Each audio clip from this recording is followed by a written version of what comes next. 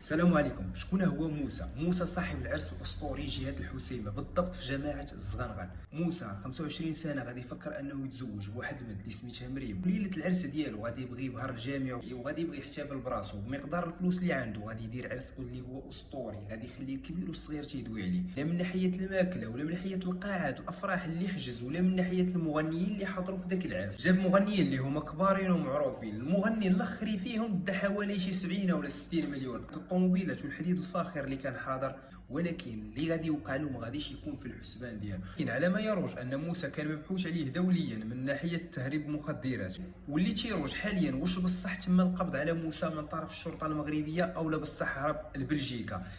اخر الصحف المغربيه تتقول ان بصح موسى مشدود حاليا في المغرب وبالضبط في السجن المركزي ديال الصحف تتقول انه تم حجز جميع الاسلحه اللي تم اطلاق النار فيهم ليله العرس ديال موسى، وتا الشباب حاملين تلك الاسلحه حتى هما حاليا تم القبض عليهم. يبقى التعليق للراي العام، واش هادشي اللي دار موسى من حقه انه يديرو ويحتفل براسو، مع العلم ان السيد عنده الفلوس حيت هو اصلا عنده الفلوس ويستحق انه يحتفل براسو بتلك الطريقه، او لا داكشي اللي دار مخالف للقانون؟